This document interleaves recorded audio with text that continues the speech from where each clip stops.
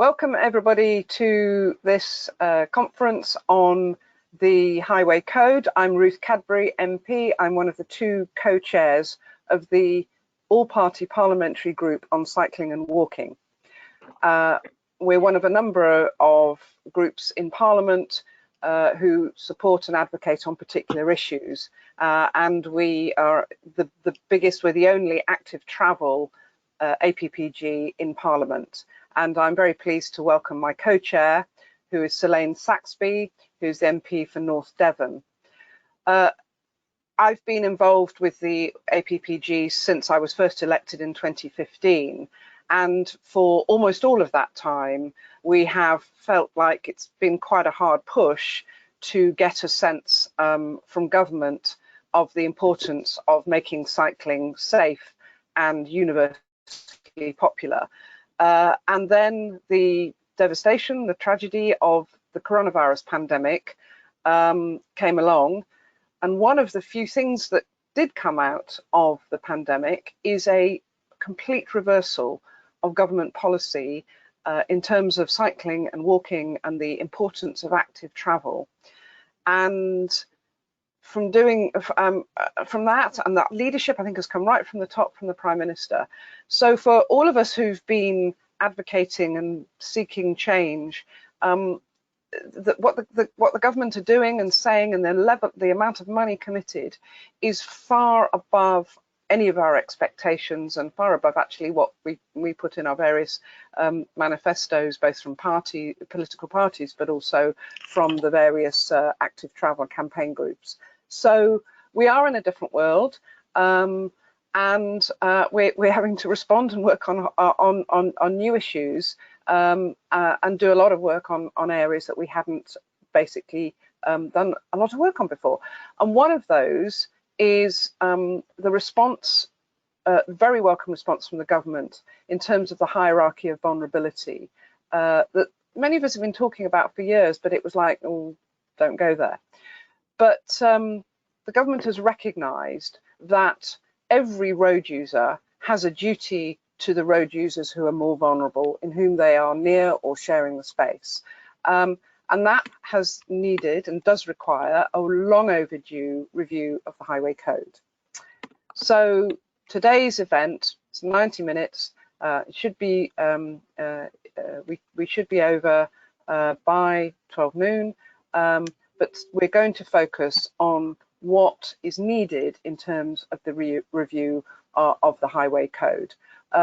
We've got a great set of speakers, and I have not got the order of the speakers in front of me right now. And could you go to, right, the next slide, thank you very much. So we've got really good speakers. They'll each speak, they'll summarise the case they want to make, and then we'll have a Q&A. Because we're online, if you could write your questions in. We've got Adam moderating them, and then I will read them out, and some or all of the speakers will respond, and then my co-chair Selaine Saxby will close the event. So the speakers we have is Joe Irvin, who has recently retired as the CEO of Living Streets. Then we've got Roger Geffen, who's the Policy Director of Cycling UK. Phil Jones, who's a long-standing consultant on active travel, and Steve Gooding from the RAC Foundation. So I think without further ado, I will hand it over to Joe. Thank you very much. Thank you, Ruth. I hope everybody can hear me now. I'll begin by saying thanks very much for inviting us to present today, and very pleased that it's to the all-party group on cycling and walking, because walking has been added to it in the past year, to the remit of the group. The reason myself, Phil and Roger are speaking is that we were the three representatives of the Walking and Cycling Alliance who engaged with the government on the Highway Code review. So WACA, Walking Cycling Alliance, consists of Sustrans, British Cycling, Cycling UK, Living Streets, the Ramblers and the Bicycle Association. If you can move on to the next slide. I want to just mention the slide after that. The purpose of the review is twofold. So if you can move on to the slide after that, that's it, why and how. A, to make cycling and walking safer, and B, to support the government's ambition to increase active travel for all the health, environmental, transport and social benefits that bring. That's an important second element. There were strict parameters to the review. This is about walking, cycling and horse riding, these changes. It's about active travel. There have been other occasions, there will be other occasions when changes can be made for other modes of travel or other aspects. Secondly, changing the highway code does not change statutory law. So the highway code consists of certain things which you must do, which are the law, which are statutory law, and other things which it says you should do, which are advisory and can be quoted in court, but are not actually statutory requirements. So just thinking about the safety angle, I've set out some figures there, but I just want to say that for every person killed, there are thousands more injured.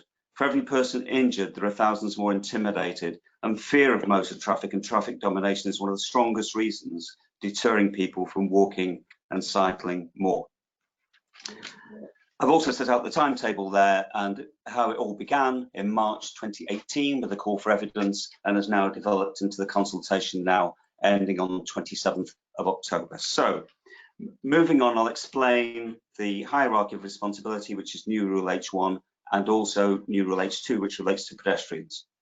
So rule H1, hierarchy of road users, which Ruth referred to, this states that those who can cause the greatest harm in a collision bear the greatest responsibility to take care. It's the sort of thing that's been taken into account in courts and in judgments, but is clearly stated here. This means the responsibility lies heaviest on drivers of large goods vehicles and passenger vehicles, and those most at risk are at the top of the hierarchy, pedestrians, followed by cyclists, horse riders and motorcyclists. I just want to make clear, this doesn't detract from the requirement on everyone to behave responsibly, pedestrians, cyclists and everyone else, and it is clearly not introducing presumed liability, which would require a change of law. So I'll move on to the next rule change, which is rule H2. The next slide, please, thanks. First, I'm going to look at zebra crossings. Here's one of the big bugbears that caused us to ask for a review of the highway code. Currently, drivers are told they must give way to pedestrian who has moved onto the crossing. But pedestrians are told, wait until the traffic has stopped. So the driver must stop if you stepped onto the zebra crossing, but you've got to wait till the driver stops. So it's a catch-22 situation for the person walking. The new proposal is much clearer. Drivers and riders must give way to pedestrians on a zebra crossing as before, but should also give way to pedestrians waiting to cross. There's also a stronger injunction to drivers not to block pedestrian crossings in slow-moving traffic, which I've quoted there. So moving on to another aspect of H2, which is junctions. The next slide. Currently, drivers are told if a pedestrian has started to cross at a junction, they have priority, so give way. But pedestrians are told if traffic is coming, let it pass. Again, catch-22. So the new proposal to drivers and riders says, at a junction, you should give way to pedestrians crossing or waiting to cross a road into which or out of which you're turning. Together with the rule on zebra crossings, this is the most significant practical change in the highway code for people on foot. I would stress that the code will retain the advice to pedestrians not to cross until traffic has stopped.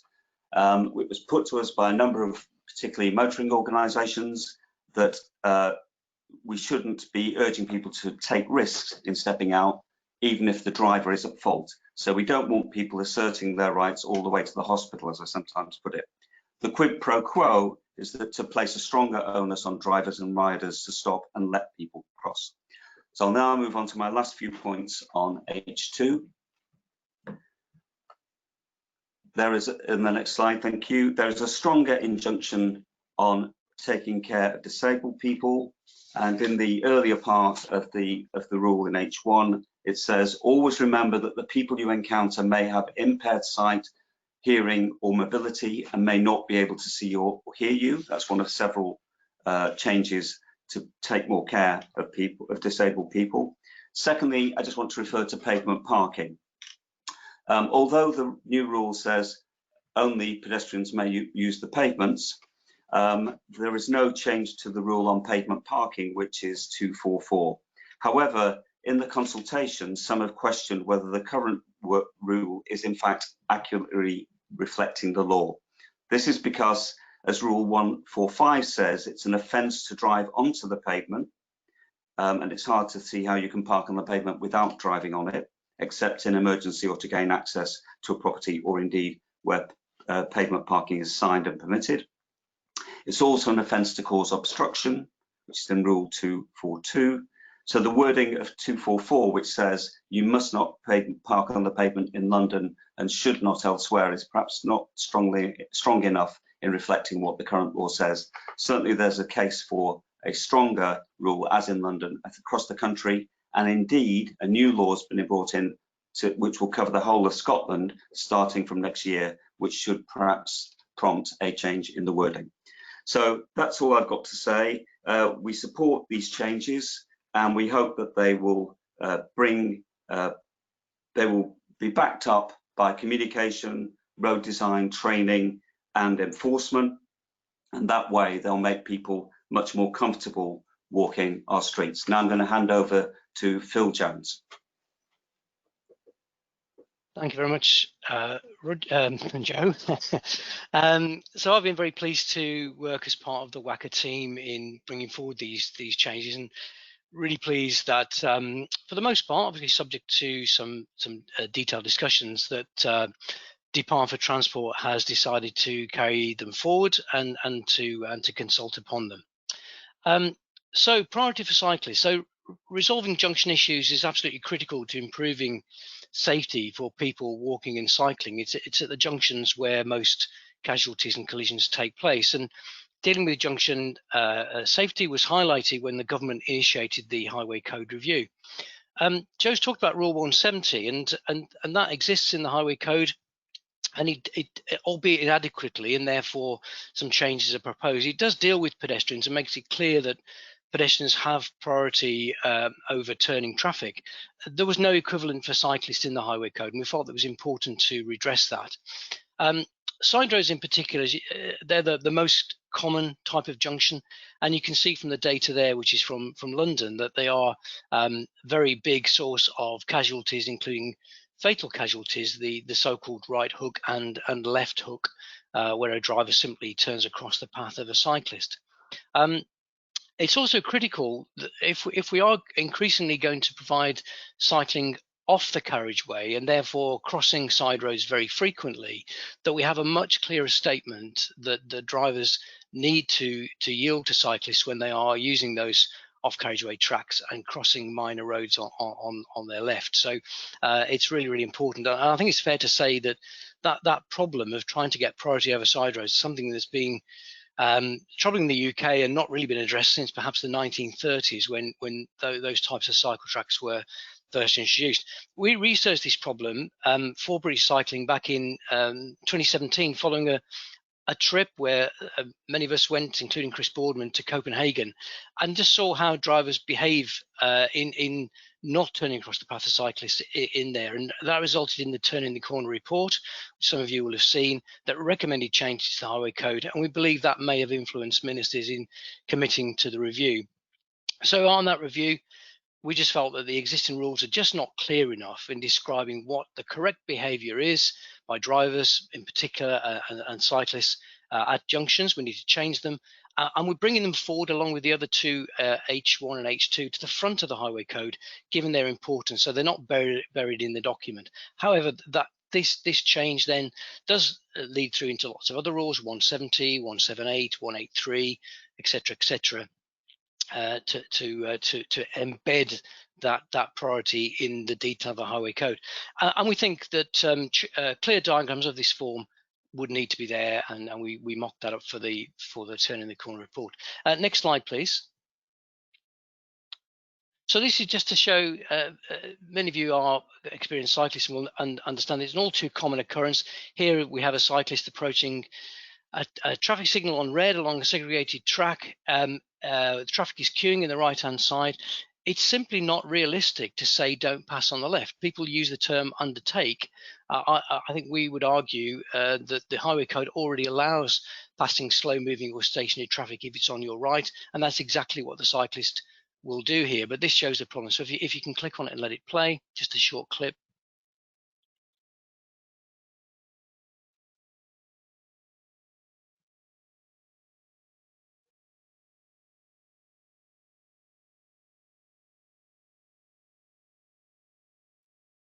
And this didn't result in injury, thankfully, but is all too indicative of the type of occurrence that happens very frequently. And as Joe said, it doesn't have to result in a casualty to actually deter people from cycling. If you can just move to the next slide, please. Yeah, and so this is just a very short clip, and so it's on a repeat, but it shows the behaviour that we saw in Copenhagen that many people who'd not been to that city before were just so surprised by. The drivers approach a junction where they're about to turn. Here the driver is turning right, the equivalent of our turning left, and simply stops and waits for a gap in the flow of cyclists before they turn across their path. And so we came back and said, what do we need to do to get that behaviour to be the normal requirement, the clearly stated requirement for drivers in the UK? Move on to the next slide, please. And of course, this doesn't just apply at side road junctions. Here's an advanced stop line. It's a photograph that many of you would have seen before, and just shows what we are seeing in London now with the increase in the volume of cyclists. But the point I'd like to make is that advanced stop lines are only of use during the red phase, and in order to get into them, very often cyclists will again have to pass slow-moving traffic or stationary traffic on their right-hand side and getting to the ASL box before the lights change. And here you can see that some of those cyclists can't get into that box because it is full. So when the lights change, the driver of that first car, what in the rules at the moment is preventing them simply turning across the path of the cyclists on their left? There's nothing, and so we really need to state that very clearly. So next slide, please. And just my final slide, just to say, obviously that needs to come through into driver education. This is commonplace throughout Europe. These slides are taken from training material for new drivers in Germany, absolutely making it very clear that they watch out for pedestrians and cyclists crossing the junction from ahead or behind before they turn, and that's the kind of training that needs to be brought into the UK. But as I'm sure Roger and Steve, I think later will point out, that this needs to be expanded beyond new drivers to influence existing road users as well. And now I'd like to pass over to Roger. Thank you. Good. Good. Hi, Roger Geffen from Cycling UK. Thank you, Phil. Thank you, Joe. In my little time slot, what I will do is I'll just go through a few cycle-specific changes, just by way of introduction. So I'm Policy Director at Cycling UK, formerly the CTC, or the Cyclist Touring Club, for those who've known us for a little while. I was involved in a campaign around the previous revision to the Highway Code in 2007, where we made some progress, but this is now an opportunity to make further progress that we weren't able to make back in 2007, particularly around those points about priority junctions and the wider principle of the hierarchy of responsibility. I just want to go through a few quick cycle-specific changes, which we've also been campaigning on. One is about how both drivers and passengers open doors safely, what's known as the Dutch reach. One is about cyclist road positioning. We to achieve consistency between the advice that cyclists are given when they go through the government's approved cycle training schemes, and to make sure that that advice is reflected in the rules for drivers as well as the rules for cyclists. I've made that point at the bottom there about this need for consistency. That's kind of a general point that also reflects some of what Joe was talking about earlier, that he highlighted several ways in which the rules for pedestrians and for drivers the current rules are inconsistent. We needed to iron out some of those inconsistencies. There are similarly inconsistencies around the rules for cyclist road positioning. And there is an analogy between the rules on cyclist road positioning and some of the things that the Highway Code says, and I hope we will change it to how it will change around group riding. So moving on. So let's start with this whole idea of what the Highway Code needs to say about opening doors safely. There are very large numbers of people who are seriously injured by unsafe opening of car doors. There is a very simple solution to this, which is illustrated in a video, which we'll play in a moment. The idea is basically in the Netherlands, drivers are taught to use the hand on the opposite side to the door that they're about to open. In other words, to use your left hand to open a car door on the right, or vice versa. And I hope this video, well, this is just an extract from a video we made. I'm not showing the whole of it, we haven't got time, but I hope this extract shows the point.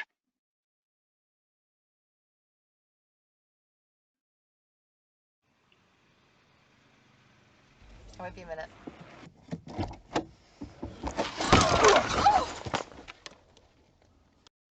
Many people don't realise how dangerous opening a car door can be for a cyclist. Every year, over 60 cyclists are killed or seriously injured by people opening car doors into their path. Cyclists often have very little time to react when this happens, and it can also force them into passing traffic. Fortunately, there's a simple solution which can save hundreds of people from injury every year. The Dutch reach. Let's see how it's done. The Dutch reach means reaching across to open your door with the hand furthest from the door, the left hand for the driver. Making this a habit whenever you open a door ensures you turn your body to face the window. The technique also stops you from opening the door too widely. I can now see the roads clear, so it's safe to open the door. Use the motion next time you're getting out of the car and reach across with the hand opposite the door. It's simple. When you get out of the car, do the Dutch reach.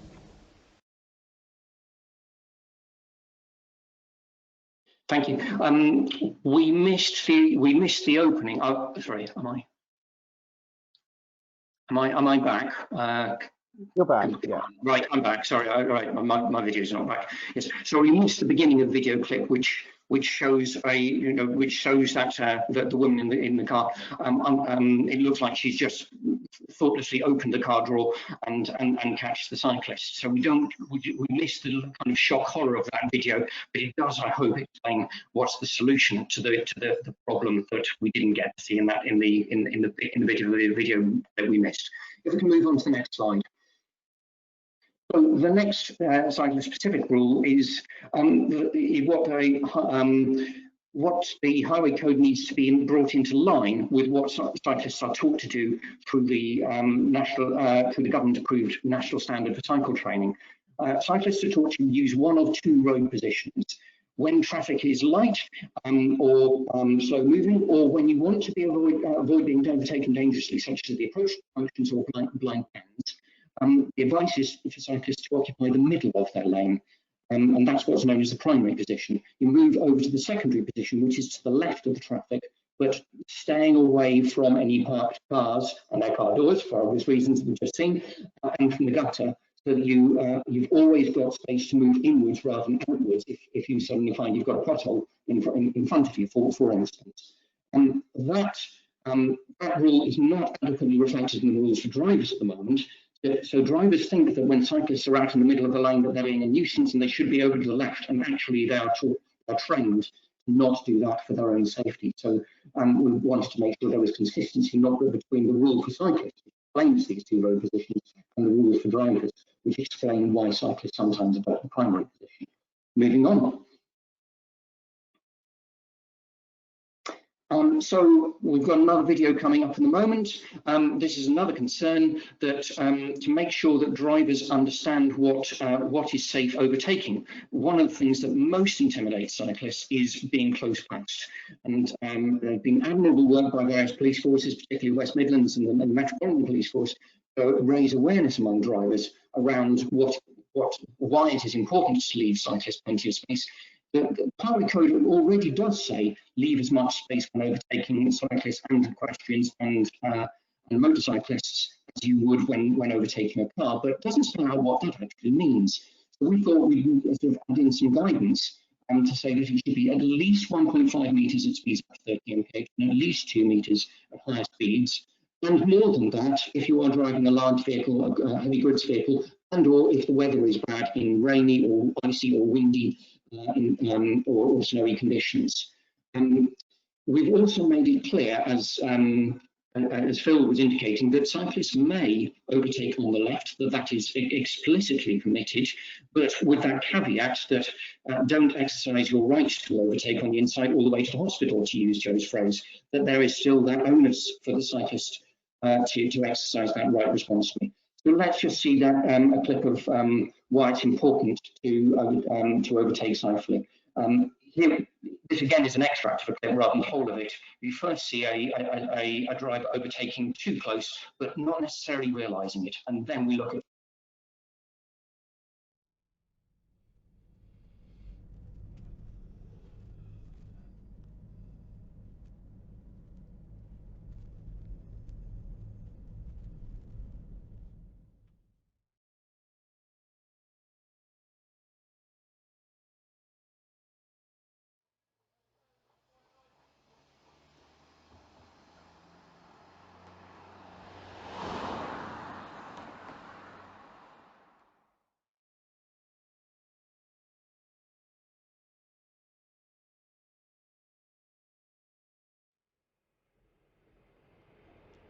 Okay.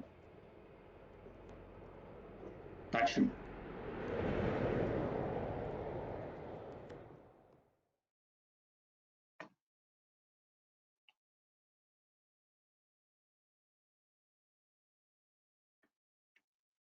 Okay, that's not the whole of the video. The video then goes on to have explanations from the driver, who is in fact a driving instructor, and from the cyclist as to what good looks and feels like.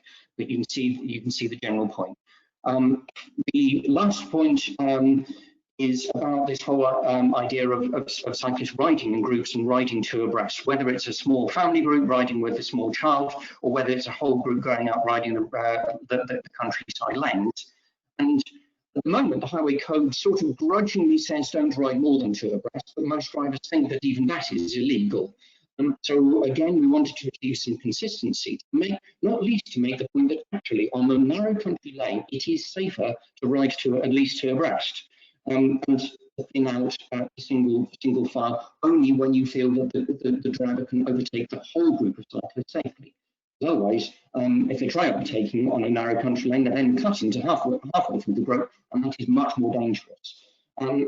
So we want to make sure that there is an explanation for both the cyclists, and again, this consistency point, a similar explanation for the drivers.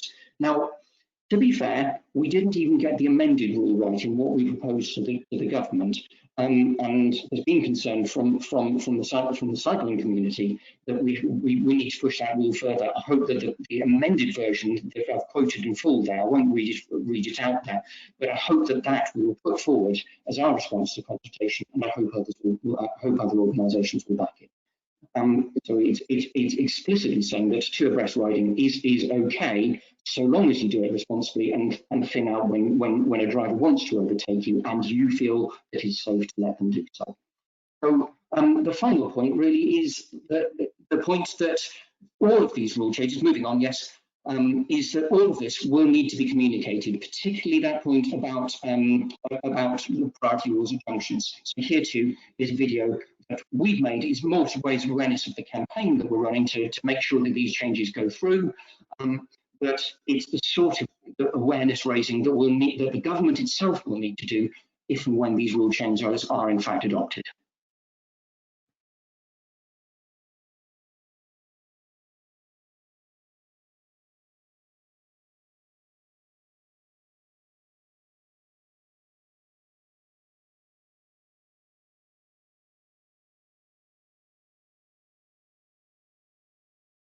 You walk down the pavement and you're cycling and... Hi! Junctions are the most dangerous places on our roads. But with 14 different highway code rules, it's often really difficult to know who has right of way. Whether you're cycling, driving or walking, it's not always clear who has right of way when someone's turning into a junction, and it causes thousands of crashes every year. 57% of collisions occur at junctions, but when I'm driving, it's difficult to know when I should let somebody cross or if I have right of way. We need to make our junctions safe. We need one simple rule that applies to everyone. Whoever is going straight ahead has right of way. This simple rule is common across Europe and would help everyone understand who has right of way, whether you're driving, cycling or walking. It should look like this. Having one simple rule for everyone would make our junctions safer. The highway code is being reviewed. And we're asking for this simple rule to make our junctions safer. Whoever's going straight ahead has right of way. Help us make it happen. Visit cyclinguk.org and look for our Highway Code campaign.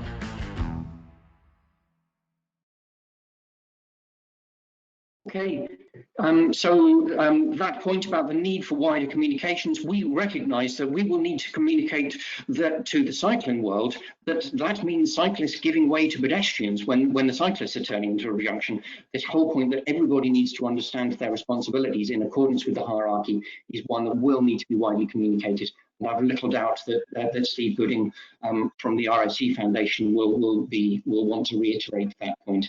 I will now hand over to Steve. I just want to say thank you to Steve and indeed to other representatives of motoring groups and disability groups and freight groups who Phil, Joe and I consulted as part of working up these proposals to put them to the government. I think that really helped reassure the government to adopt these proposals and take them to consultation, knowing that they were likely to receive pretty widespread backing. And I really want to thank Steve for his role in making sure that happened. Over to you, Steve. Thank you, Roger, and hopefully I'm coming through loud and clear. I must apologise to people on the call and to the organisers. At the precise moment of Roger handing over to me, my laptop has crashed, so I'm having to do this on my mobile phone. So I think you're going to have to make do with my name being on screen rather than my scrubbed up appearance. I'm also grateful to the All-Party Parliamentary Group for inviting me today, and indeed to the three speakers you just heard from for the several conversations that we had in the course of the work that they did for the department. I should perhaps explain for anyone who doesn't know about us that the RAC Foundation is not the Royal Automobile Club and we're not the breakdown service. We're an independent research body, and our mission is to conduct and disseminate research relating to motoring. And really, I would say our mission is about safe and responsible road use. And in that context, I have to say, perhaps surprisingly, again, for those who don't know us, there'll be a lot of common ground between us and between the authors of these changes that are being proposed to the Highway Code.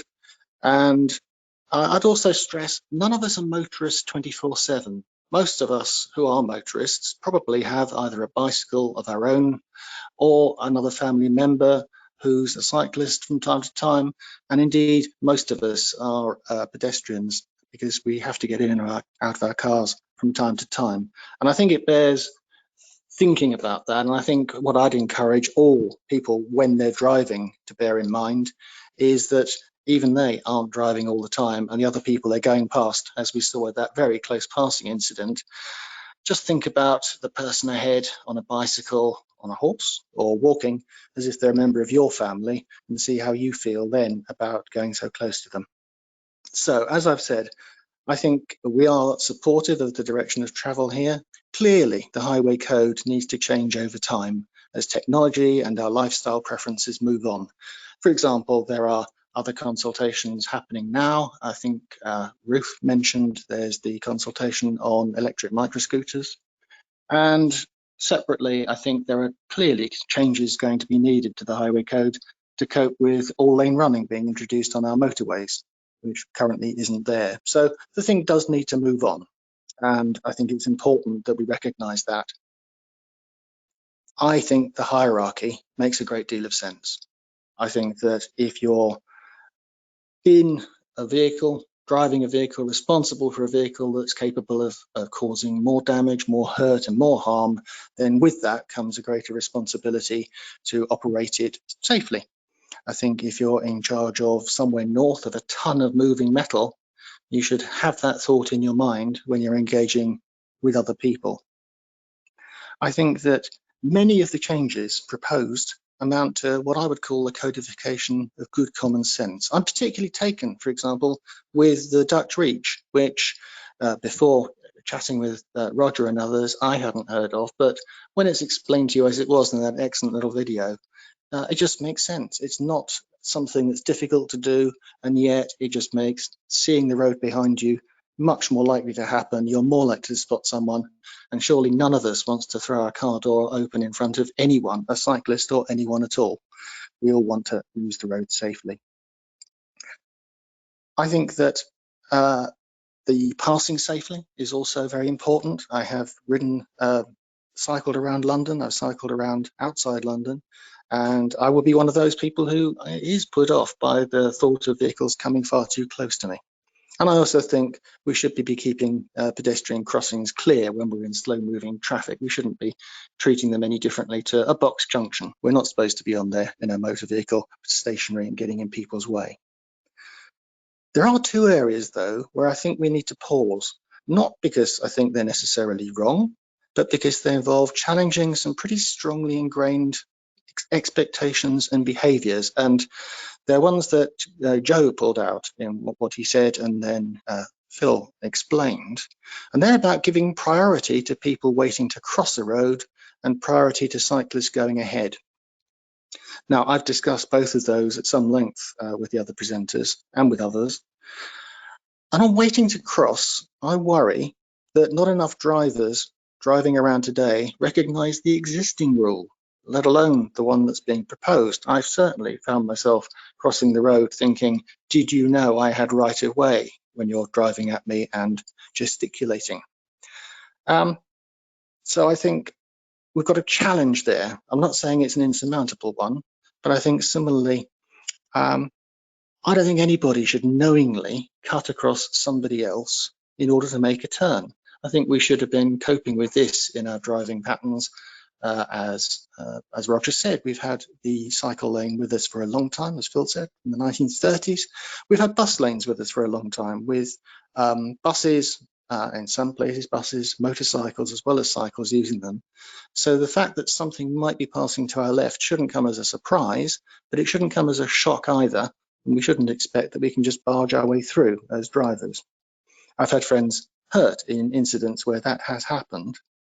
But I also worry that some of the numbers that we've seen about incidents that involve people turning in that way, thoughtlessly perhaps, are more symptomatic, not of them not understanding the rules, but of exercising a driving judgment which has tragically turned out to be the wrong one. I can get across this turn fast enough. I won't have to cause this person to slow down or stop. Or indeed, the motorcyclist's badge of honour, which is, sorry mate, I didn't see you. And I really want to come back to the idea that in addition to a communications campaign, which clearly is something we're going to need, we need to nest these proposals in a wider strategy. Because I think Joe said it at the very beginning, changing the highway code doesn't of itself change behaviour. We've, as of today, got something in the region of 38 million drivers on our roads, fully qualified, many of whom, like me, originally learnt their road safety rules, not from the Think campaign or even the Green Cross Code man. I learned how to cross the road from Tufty the squirrel and his chums back in the 1960s. And the thing is, once people learn these things and they become ingrained, it's very hard to shift them. And also, as we know, once people pass their driving test, very few of them look at the highway code again, unless perhaps they're teaching another family member how to drive. And I would point to a specific piece of experience that comes from my past, working in the transport department, which was the introduction of the puffin crossing. And many people on this webinar will know the puffin is a very technologically advanced crossing. It senses whether people are on the crossing, it senses how long they're taking, but it puts the little person, green or red, on the near side of the footway, and it doesn't put them on the other side of the road. We introduced that crossing in the 1990s, and I still come across places where people are standing looking on the other side of the road, trying to see where the little green or red person is. And the reason for that is I don't think we in the department put nearly enough effort into explaining the change. And I don't think we should make that mistake again. If someone asked me today how to tell a child to cross the road, I think I'd say stop, look, listen, think, and if there's traffic coming, let it pass. I don't want them to presume that the driver in the vehicle will think I'd better let that child cross. Even though that's exactly what I think they should do, it's a risk I'd be nervous of taking. And as Joe said, knowing you've got right of way or had right of way is no comfort if you're the one that's ended up in the back of the ambulance. Now, maybe there's a difference to be seen here between built up areas where pedestrian and cyclist numbers are far higher than in more spaced out suburbs. And I'm thinking of the image we saw of the advanced cycle lane that we saw in Phil's slides. And maybe that would work better. But fundamentally, I agree, if we're going to make these changes, and there's a case for doing so, then I think three things need to go with them. A major comms effort is number one, on a scale we probably haven't seen since the original Clunk Click campaign of many years ago, where I can still remember the huge posters that were up outside Charing Cross Station, amongst other places. I think that needs to be backed up with streetscape changes to highway engineering. This is not just about adding cycle lanes, but some of the government's money on helping to promote active travel needs to go into rethinking turns and junctions. The easier it is for drivers to see intuitively what the right thing is to do, the more likely they are to do it. And then third, we do need to keep our minds on the other aspects of safe driving and what impairs people and what we should be encouraging. And in that respect, I can't let the moment pass without saying that in the foundation, we've long been saying that eyesight testing shouldn't be something we think about being mandatory when people hit the age of 70 or later. I see no good reason why with 10-year driving licenses, we shouldn't be asked to demonstrate that we've had an eye test and passed it satisfactorily, quite apart from obviously being required to wear our glasses if we need them. So I'll close by saying I think the intentions of the changes are good. I think they are in line with the advice that I always give to all road users, which is that we should all be acting with courtesy and consideration to each other. After all, it's not your road, it's our road. And perhaps we ought to have that displayed on every car dashboard. Thank you. Thank you, Steve. And that was a really really powerful message to finish with. And many, I mean, these core changes, the hierarchy and this give way to those going straight ahead rule, is the norm in many other countries, many European countries, certainly.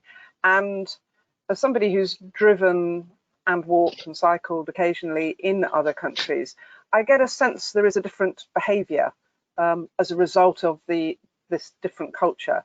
And I suppose the big challenge for everyone, and I think Steve certainly alluded to this, is it's going to take more than just a change to the highway code, but a fairly large public information campaign over quite a long time, and a number of different ways to embed a change in culture and a change in habit, because for many road users, some habits get ingrained and it takes time to change them.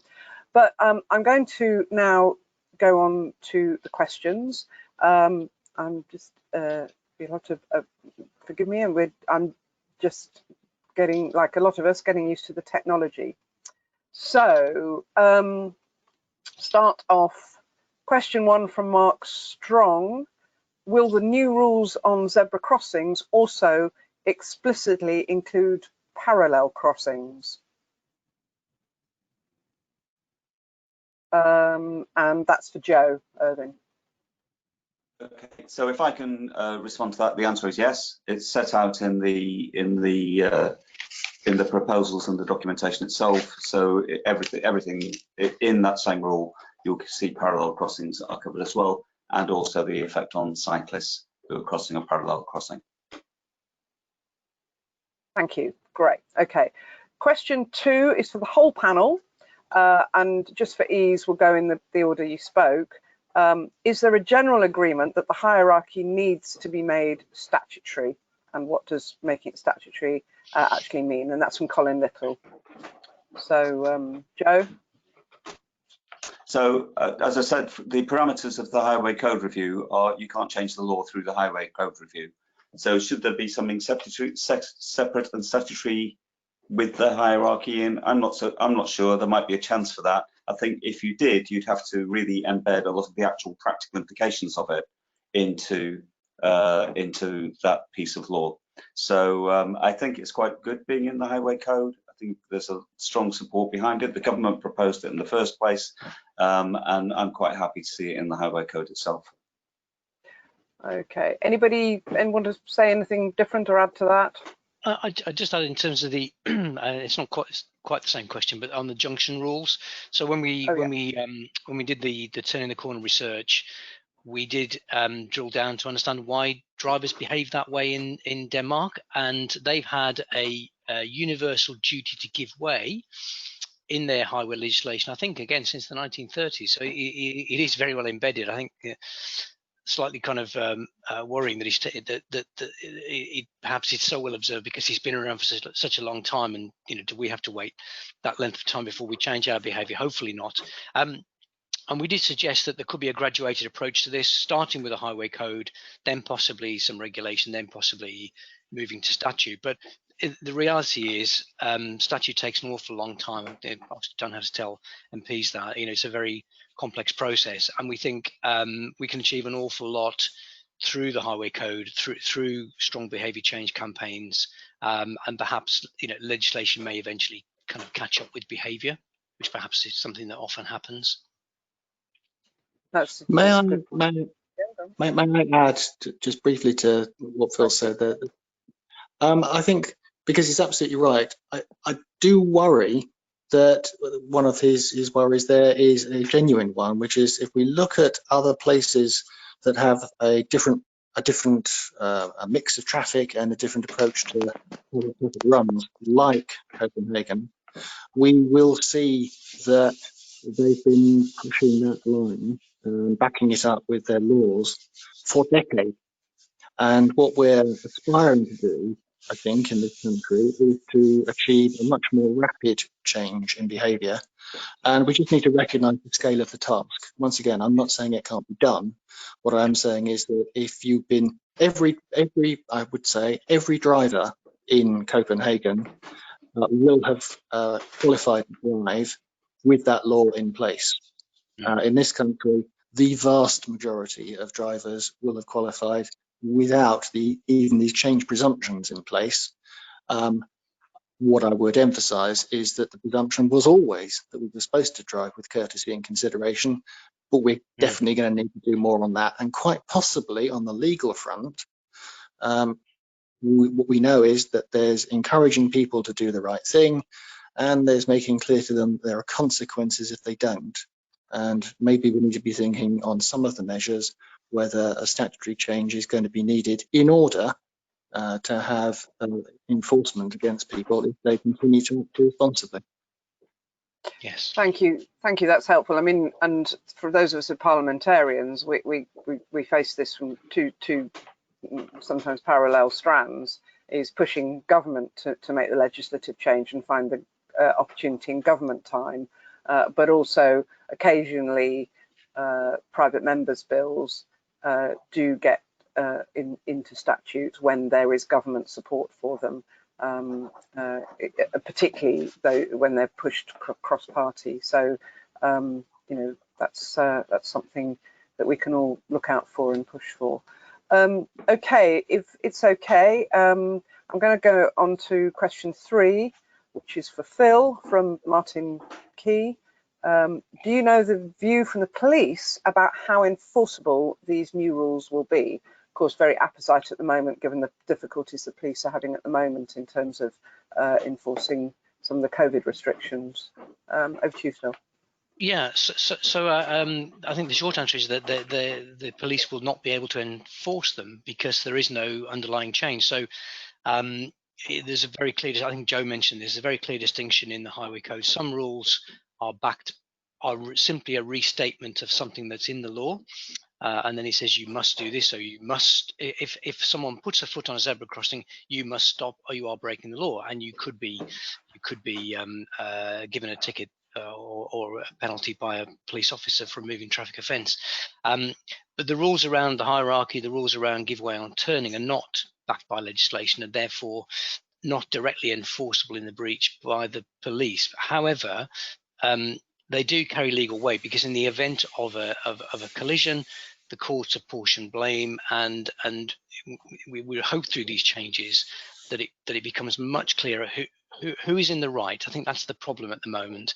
The law, particularly around junctions, the rules around junctions are simply not clear enough. They talk about things like the driver should watch out for. And a question I asked myself as part of the work that we did, I think Martin was involved for British Cycling then.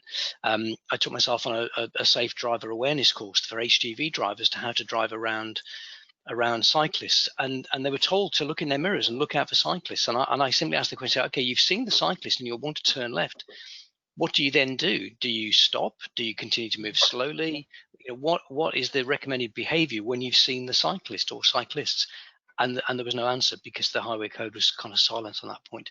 So we're now hopefully plugging that gap and saying you should stop and wait for a gap in the flow of cyclists before you turn. So hopefully, if the driver does not do that and there is an unfortunate outcome, then the courts have a clearer basis to apportion that blame. And over time, yeah, it's going to take time, but that will, hopefully feed through into change behaviour. Thank you, Phil. Roger, quickly, go on. One additional point that's sort of relevant both to this question and the previous one, is to link it back to some of what Steve was saying a moment ago about the relationship between the highway code rules and junction design. And the way our roads and streets are designed. Once these highway code rules hopefully the changes go through, then highway designers will be much more confident to design particularly roads and particularly junctions in ways that give effect to these changes, that create the cycle tracks across the mouths of junctions on the assumption that actually the cyclists will have priority. At the moment, designers are very cautious about giving cycle tracks priority across side road junctions because the rules don't back them up. Once the rules change, the junction designs can be different.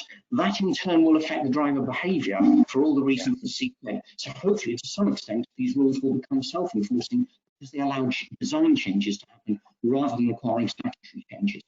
I think the previous point was, let's see where the statutory changes are then needed. But the first thing that will start to happen is driver behaviour change, and junction designs and street designs will change too. And hopefully those will go hand in hand.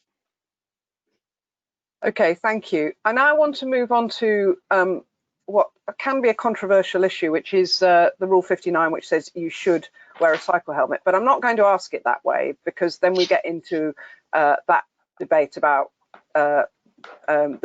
whether wearing cycle helmets is or isn't the issue.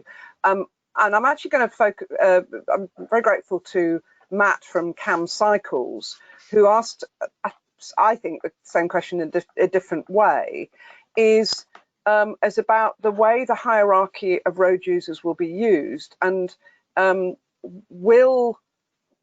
do we think that insurers, head teachers, magistrates will stop blaming the vulnerable user, and particularly the cyclist, for not wearing high vis, for not wearing a helmet if they get injured in a collision, which has been the case, and drivers have had lesser sentences as a result of the apparent alleged failure of the cyclist to make themselves visible and to wear a helmet. Do we think these changes in the highway code are going to make a difference in the way these other gatekeepers address this issue? I guess I'll ask Roger that question. Yes, well, thank you. And thank you, Matt, for the question too. This is one point on which I don't think the highway code revisions that have gone into the Department of Transport's consultation have gone far enough. And this is a concern we had even when we were trying to push for highway code changes back in 2007. And we're still trying to fight this one. The proposed rule in the consultation version is a bit better in one respect, in that it really says that a helmet can improve safety in some circumstances. I would still prefer that the rule said consider wearing a helmet rather than you should wear a helmet. And this isn't about whether or not helmet wearing is a good or a bad idea. As Ruth has said, that debate is incredibly complicated, far more complex than most people think. There's all sorts of evidence on both sides of the argument, and you know, that's not the main point. The main point is not whether or not it's a good idea to wear a helmet, it's whether it is problematic to tell people to wear a helmet, regardless of whether that is by statute or not. And given that the health benefits of cycling far outweigh the risks involved, you only really need to reduce cycle use by a fraction of a percentage point to do more harm than good, to shorten more lives than the helmets can possibly save the remaining cyclists. And then, as Matt's question indicates, you then get the victim blaming once, if and when a cyclist who has suffered, you know, life-changing head injuries, and then has to sort of fight off the onus of the assumption that it was partly their fault in order to not have that compensation done. And you know, families of a 9-year-old child who was left permanently injured, having to spend years of their lives and tens of thousands of pounds resisting lawyers for the driver, claiming that the cyclist wouldn't have suffered the same injuries and their parents were at fault and the tow-man was at fault, everybody was at fault apart from the driver, of course. That should not happen just because of the rule, the current wording of the highway code rules. Okay, right. So much better. Yeah. Roger, sorry, we've got a lot of questions that have been asked on a lot of different topics. So, and I've got it wrong. We're finishing it at 11:45, not 12. So, for Steve from Mark Phillips, Philpott, sorry, has anyone done any research into how many people read the highway code after passing their driving test, and how many people who don't drive have read it? Brief answer, please. I haven't done any research on that in my 5 years at the RAC Foundation. I think my colleagues in the RAC and the AA have occasionally polled their members to see whether they've had a look, but I think we can run off the fairly certain anecdotal view that most of us won't take it off the bookshelf, and if we're not actually the sort of people who want to drive in the first place, I doubt very much whether any of those people would look at it at all, unless they were specifically prompted to. Yeah, I think it's about public information. I'm embarrassed to say when I last read the highway code. I'm going to zip through to Phil from Rian Hughes, who trains driving instructors. Do you have any suggestions for how road safety partnerships can share best practice and learn from each other?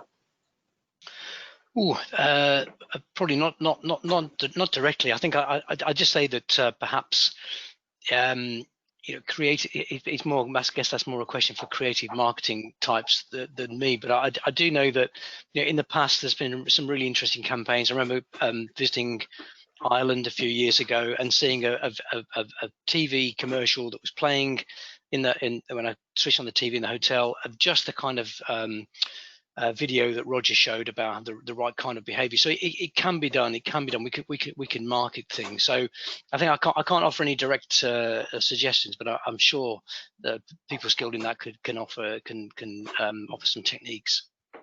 Yeah, and I mean, I do think a lot of this is about showing best practice. When we were having a sort of pre-meeting for this event, Selaine Saxby, who represents a very different seat from mine in North Devon, the concern there is the issue with very large farm vehicles down narrow lanes meeting cyclists. And we thought, well, we came up with a suggestion that maybe there's a learning exercise there based on what the Met Police worked with HGV drivers and cyclists in London around swapping the cab to the bike and getting drivers on bikes and cyclists into the cab to see how it looked. So, you know, I do think you know, there's some learning there. For Steve from Anthony Duckworth, HGV drivers feel they're unfairly blamed for incidents and are reluctant to accept the concept of hierarchy of responsibility. What campaigns to win hearts and minds are you planning? Well, I think that in the RSD Foundation, we tend to be a research organisation. We're not a sort of hearts and minds campaigner, but I would advise certainly those who do that in the Department for Transport, running, for example, through the Think campaign, to do more of the sort of put yourself in other people's shoes exercise that I've seen certainly run in London, which is to invite cyclists and HGV drivers together just to try out each other's lives, so cyclists can see what life's like when you're in a very high HGV cab, but also what it's like if you usually spend your time in the cab to be on a cycle when one of these things comes thundering past you. I feel that the modern truck, the modern panel van is such a comfortable place to be. You feel so cosseted and isolated, I think, in the world around you, that you can rather lose track of what it's like to be out there, either on a cycle or a motorcycle, and really feel the vehicles whistling past you. So I think a bit more sense of this is what it's like. And by the way, that could have been your husband, your wife, your son, or your daughter that you just went sailing past.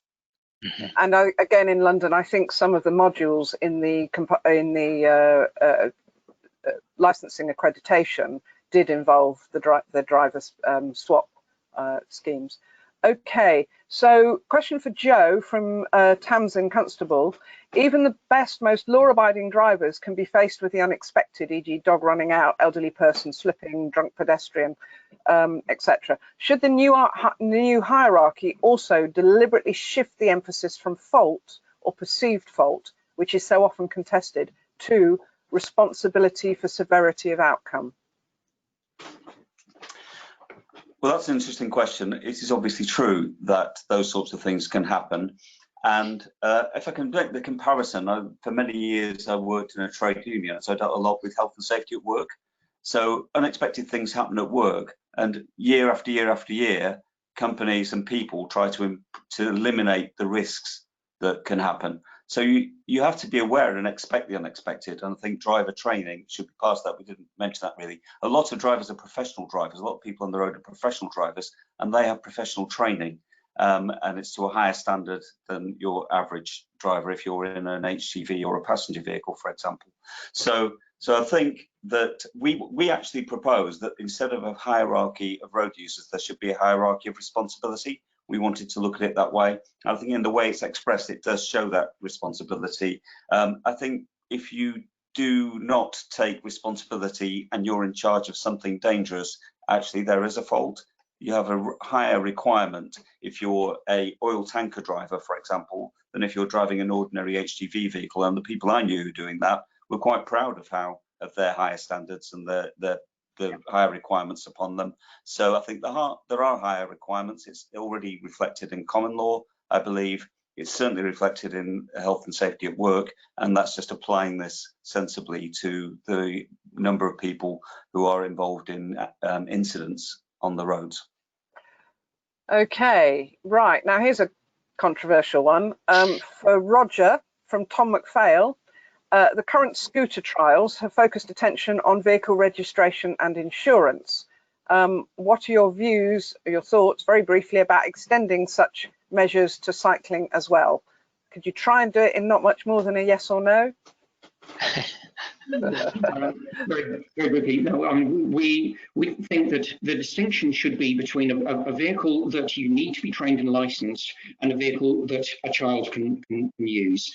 A bicycle is a vehicle that imposes very little danger on people, and therefore there isn't a need to train and license people. It imposes very little danger on other people. Once a vehicle gets fast, powerful, and heavy enough to be a danger, then you need to be licensed to be able to use it, particularly if you're sharing space with pedestrians.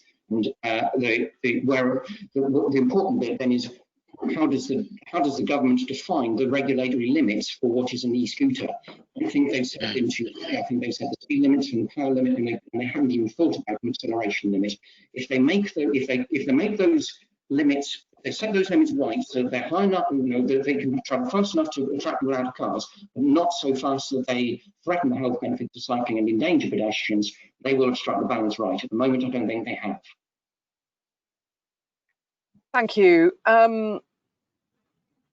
So should the for Steve from Neil Grieg, should there not also be actual tailored learning opportunities about the dangers, about the changes, e-learning or on road courses? Well, I'm sure, and I won't be alone in thinking this, that organisations like the I Am Road Smart, the Old Institute for Advanced Motorists, would be thinking there's a very good opportunity to be building on the excellent range of courses that they already provide here. So I would certainly support that. I would say there have been some successes with relatively short, almost soundbite type things that could be shown on social media or picked up on television, no longer than a television advertisement. What I'd be wary of is any online learning that required us to go and concentrate for an hour when there are so many distractions in our life. What we need is something short and punchy that says, look, the world's changing, it's going to affect you, what you've got to do. Yeah, I just quickly coming down the little clip that I showed on the slide from Germany. That those are online tools that people are encouraged to follow. It's kind of like the hazard perception that's in driver training. So it's not too difficult to expand that and to add in a cyclist passing the junction or a pedestrian about to cross a side road and require certainly learners drivers, and that could easily be extended to people who are encouraged to do that to refresh their training and their skills. Right, thank you very much. We're not going to be able to answer all the questions. There's some good questions that are effectively suggestions, but I'm sure people can put them around. But I'm going to leave the last question for my our fellow MP, Fabian Hamilton from Leeds, who lives on a narrow street in Leeds, and unless we park partly on the pavement, then the 40-ton wagons, which regularly use our street to get to the factory at the end, can't pass. I don't like parking on the pavement, but we have no off-street parking. We have no choice. What would happen if the law prevents us from using the pavement? And that's from Joe, for Joe. Yeah, okay. So the simple answer is that as in London, where there's a prohibition on pavement parking, and as in Scotland, you can have exemptions which the local authority can mark out in a place like that to demonstrate where people park. One of the advantages of that is they can put a line that shows that people how far on the pavement they should go, so they're not blocking a wheelchair, for example. So so that's the answer, is that there is the possibility of exemptions where it is absolutely necessary. There are probably other answers as well to that particular solution, but that's what actually happens in London, and that's what's going to happen in Scotland. Thank you. Yes, and as living in London, that's definitely how it works. And I was on I am on the Transport Select Committee, and people can have a look at the inquiry we did on pavement parking. If I could just sorry, very quickly, sorry, Phil, hello, just to say that, just to say that in Wales, we've mentioned Scotland and London and the consultation that's about to happen in England. Wales also commissioned, and I was fortunate enough to chair the group that reviewed the whole question of pavement parking in Wales, and there's some recommendations coming out fairly soon on that, but it's going to be very similar. So yeah, I think the aim would be to deter that pavement parking that's wholly unnecessary. There's so much pavement parking that happens that doesn't need to happen, and that's what we need to deal with. But there are some places, as the question said, where really is very little alternative, and then it needs to be properly marked out and controlled. And I think we just need to get the balance right. Okay, and I'm going to let one more question again. Sorry for this is for Phil from David Davis of PACTS, which is the parliamentary, effectively an APPG on road and transport safety. Have you considered additional road markings and or use of coloured surfaces to emphasise new priorities? Yes, and one of the things that, so in the original suggestion of measures that we put into the WACA discussion were some regulatory changes. There are some road markings to define cycle routes through traffic signals. They're often called elephants' footprints, just big squares. they're used as a parallel crossing to denote where the cyclist has priority next to a zebra crossing. Many of us think that road marking should be permitted across side roads. And then if we bring a regulation in, it would be fairly simple regulation to allow that marking to be used, and that would legally define a cycle track. And now that we have in the highway, well, hopefully if these go through, having the highway code a clear requirement to give way to a cycle track, give way to a cyclist on a cycle track when turning in and out of a side road, then we use that marking to define what that cycle track is in a very cheap and effective way. So that's a little regulatory change that we think would very helpfully follow on, and I think would perhaps address some of Steve's concerns about making it clearer to drivers when they might expect cyclists to be crossing a side road. So we think that's a logical next step. Excellent, thank you very much. And we are finishing now when Selaine has had a chance to wind up. On behalf of the APPG, I'd like to thank all of the speakers and the people from Landor, Juliana, and also Adam from the APPG and others who've made today possible. I hope we're going to be able to circulate the link to the consultation. You have until the end of October to get your responses in, and I hope today's event will help to inform your response. I think this event is recorded and will be available to participants. So over to Selaine Saxby, and thank you to everybody. Thank you, Ruth, and I'd like to just reiterate Ruth's thanks to the whole panel today for some very great insights into this consultation, and to encourage everyone, if you haven't already taken part in the consultation, to do so. There's an online response form, or you can email in your concerns. But I think coming out of today, one of the things that I'm certainly as an MP going to take forward is that legislation does take time, and unfortunately with a very congested legislative calendar. However, behaviour change doesn't have to take time, and I very much hope as the APPG that we can do more work. Social media is a very powerful tool these days, and I think some of the videos we've seen today, that we can all do our bit and share some of that information and encourage change in behaviour long before the legislation catches up. I know that doesn't help if we need it, if somebody has an awful accident and needs the legislation to support them, but hopefully if behaviour change happens, we won't need the legislation as much for those sort of accidents. And I think with the increase in cyclists on our roads, which is to be warmly welcomed, anything we can do to make their journeys safer is important. But I'd also like to stress here that we are the all-party parliamentary group for cycling and walking, and that pedestrians particularly, I don't think are quite as welcoming of quite so many new cyclists, having almost been knocked over by a cyclist last week myself, to actually establish some of the rules, those of us that love to ride a bike, myself included, how do we interact with slower moving pedestrians who are actually themselves very vulnerable if we're going 20+ miles an hour on our bikes. So, you know, I think there's room. I felt the words that, you know, it's not your road, it's our road, really resonated for me. And Steve, I also learned the highway code from Tufty. So, you know, we share some road using knowledge there.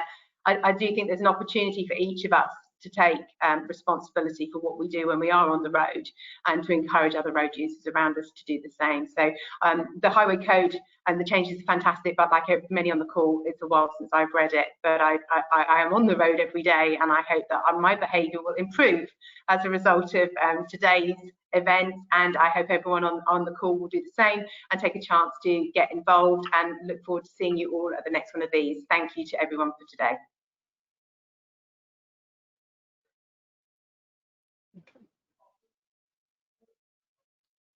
Thank you.